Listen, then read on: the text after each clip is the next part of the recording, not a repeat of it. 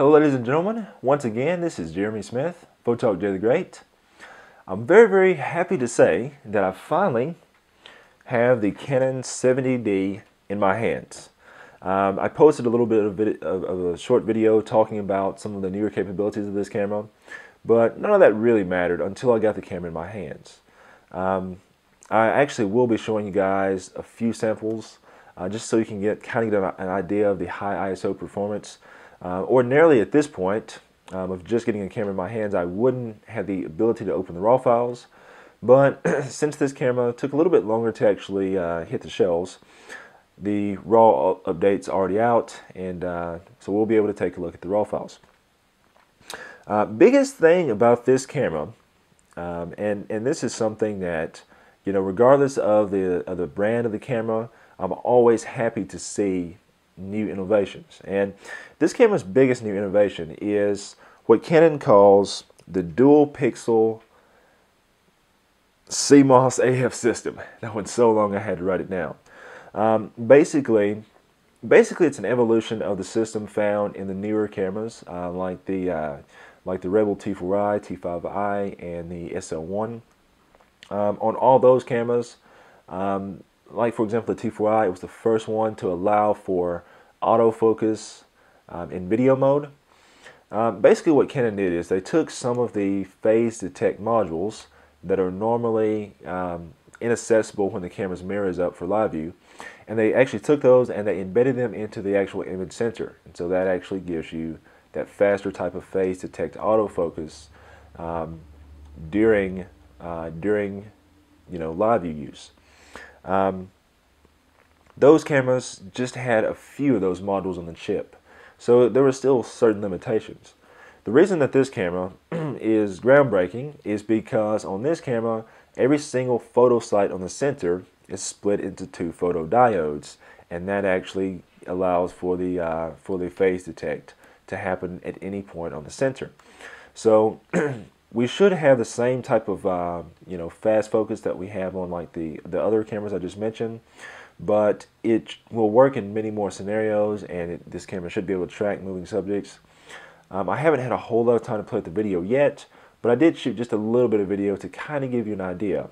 But do keep in mind that's the first video I've shot, so we'll be looking at that in more detail later on. This camera did get a slight megapixel increase, so you know, for quite a while we were at 18 megapixels on Canon. This one gives us a little bit of a bump, so it goes up to 20 megapixels now. And I will tell you, I was pleased with the high ISO performance. I can sense a D7100 comparison coming in the future, but I was pleased with its high ISO results. I will say that right now, if you are shooting any type of action, you know, whether it be sports or if you're just really interested in catching your kids running around the living room, the Canons actually do better for that. Right now, the Nikons like the D7100 in this same range, those are going to be that's going to be a much better camera if you're into shooting portraits or landscapes, because you're going to get more detail. You know, that slightly higher 24 megapixel resolution on the Nikon is definitely a detriment whenever you start talking about shooting fast. The D7100's buffer really suffers because of the slightly larger files. This camera does much better in that regard. It shoots at 7 frames per second, so it's pretty obvious that a 7D replacement is probably going to be coming as well, because this camera is almost stepping into its territory. This camera also gets the 19-point all cross-sensor focus system from the 7D also. We'll talk about that a little bit later on. The other thing I like about this camera is that, of course, like the 60D, as you would expect, it does have a swiveling screen, and we'll look at that closer in a second. And Canon has updated it to a touchscreen module now, so it's, you know, it's just like all the other cameras as far as the Rebels and the cameras on those lines. So very nice improvement there. Let's see here. One other thing that I definitely have to give Canon a lot of points for is that, unlike Nikon, Canon doesn't module us to death. Now, what does that mean, you ask? Well, In Nikon, you know, if you want Wi-Fi, well, they have a module. You know, you buy the module for your appropriate camera and you use it. You know, some people say, well, that would, you know, make the cost of the camera higher having it built in. But honestly, I found that most photographers don't care about paying a bit of extra cost. We just don't want to have to plug in another gadget into our camera. You know, you end up using big lenses, you end up using battery grips, you end up using flashes. The last thing you need is to attach another device to the side of your camera. I mean, I feel like I've said this a bazillion times. So on Canon, I like the fact that they went ahead and built the Wi-Fi into the camera. And I'm actually going to talk to you about the Wi-Fi on this camera a little bit too. So this is going to be kind of a long review. Let's see here. Anything else? I guess the only other thing that I thought would be nice to have on this camera would be dual card slots. That would be nice, but overall, not a big deal. This camera is $11.99 for the body only. Today we're taking a look at it with the 18-135 STM lens. In Canon, all of their STM lenses, that's actually the lenses that allow you to have the very fast and silent autofocus. So you can have it with the 18-135 STM at a cost of $15.49 USD. If you go with the 18-55 STM, it's $13.49 USD. So you've got a few different options on this camera. Canon, they seem to be doing a lot more with their STM lenses. They also recently announced a new 55-250 STM lens that's coming also. So anyways, but enough talking about it. Let's go ahead and take a closer look at this camera, and we'll talk about these features in more detail. Alright, we'll go ahead and take a closer look at the camera now. One of the main things that stood out to me is the fact that not only is the screen now a touchscreen, and of course it still swivels like on the 60D as I mentioned, but it's also a bit higher resolution now as well, a little bit higher dot count on it. So like the Nikon D7100, it's now over 1 million dots, so it's much sharper and more crisp. And of course, like on the other Canon touchscreen models, this camera still gives you a choice. You don't have to use the touchscreen. So I can hit the Q button here on the screen, and I can go through and change things like white balance, metering, continuous shooting options, things along those lines. So all that can be changed right here, but I don't have to use this if I don't want to. You can still use your Q button here too, and you can navigate to things and change them that way also. So there's a couple different ways to do that. So this camera is still going to be very glove friendly in the wintertime. Over on this side of the camera, it pretty much looks exactly like a 60D. You have your microphone jack at the top, and that familiar Canon Sub Mini type wired cable connection, or wired remote connection.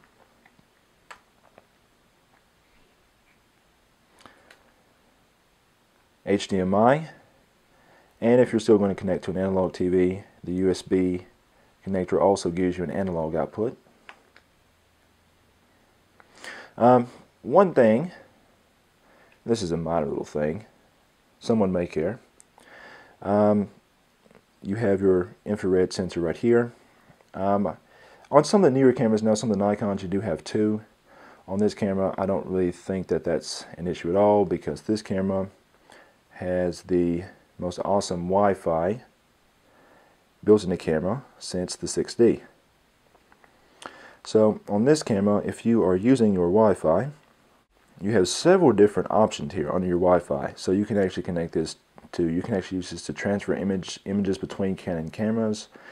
You can connect to a smartphone. You can use the Eos utility on your PC wirelessly. You can send photos to a printer wirelessly. You can go to a web service.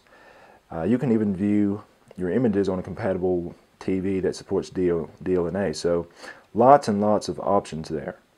And as I mentioned before, the Wi-Fi is built in. You don't have to buy a module. So this absolutely beats the pants off Nikon's Wi-Fi option.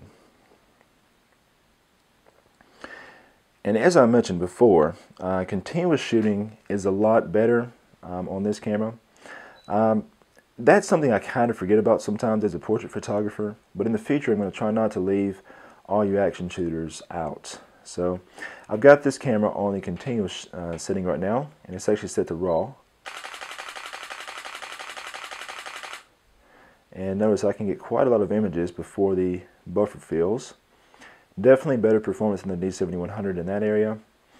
In the future I'm going to take this camera out and we'll have to do a little bit of shooting, and I'm gonna explore the whole action settings on this camera a lot more. Going hand in hand with the action or continuous shooting capabilities of this camera is its autofocus system. As I mentioned before, it gets the one from the 7D, so a little bit of a trickle down effect going on there. It's controlled slightly differently. On the 7D, this button up here is a multi-function button. By default, it's set to allow you to change your focus modes. On this camera though, you know, it can't be customized. So on the 7D you could have it for focus modes, but you could change it to something else. On this camera it's just for your focus modes. But when you press this button, it brings up this screen, and you can either be in single point. If you press it again, you go over to your zone AF, and then press it again, and you go over to auto area.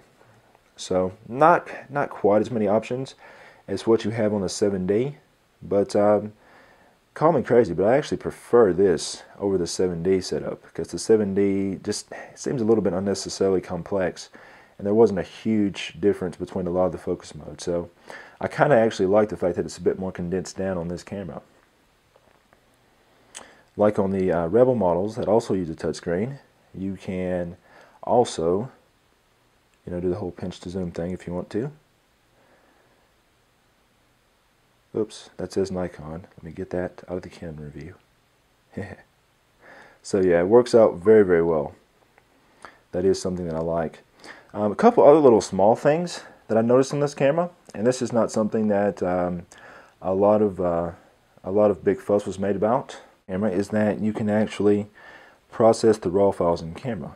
So under here in RAW image processing, you can select on that, and basically if you have an image that's shot in RAW, the camera has the ability, see if we go to set here, you can actually go in here and you can change things like white balance, things like your peripheral, good grief, illumination correction, auto distortion control, things like that.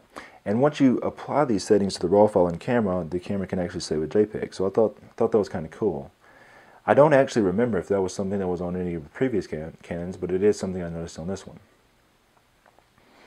One other thing that I thought was interesting is that, and I know that this is something that Canon changed on the 5D3. I remember looking at that on that camera, but on a lot of the previous Canon cameras, you had to go to like the 1D series before you could actually change your copyright information. But I noticed that that is actually on this camera too. So you can actually go in there and put your copyright info in. So not something that Canon made a big deal about, but it's definitely something that I noticed. As I mentioned before, I have a couple samples to show you. And keep in mind, this is kind of an ongoing sort of review. This is my first look at this camera, but we will definitely be looking at this camera in more shooting scenarios early on. The samples I'm going to show you, I will put the samples, I'll put them a link to them in the description so you can take a look for yourself. And we will be doing more with this camera in the future. Definitely write me in the comments. So if there's anything in particular you'd like to see, let me know. If you'd like to see any sorts of comparisons, I can tell you right now, obviously we're going to be doing a 70D versus D7100 comparison. But if there's anything else you'd like to see, let me know. And do remember to subscribe, share, and like. And until next time, this is Jeremy Smith, Photog J the Great, signing off. So we're going to focus on something close and then something far away and see what happens.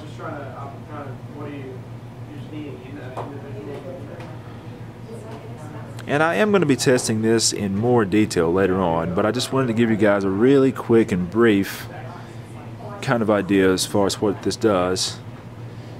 It's pretty quick. I don't notice as much hesitation and lag as I did with the Rebel T4i. This looks pretty good so far. There's a slight bit of hesitation there, but this is kind of a worst case scenario. Going from very, very far away objects. Let's see what's out the window there. Going from very far away objects down to something that's very, very close up. So you can see that slight bit of lag, but it's not very bad.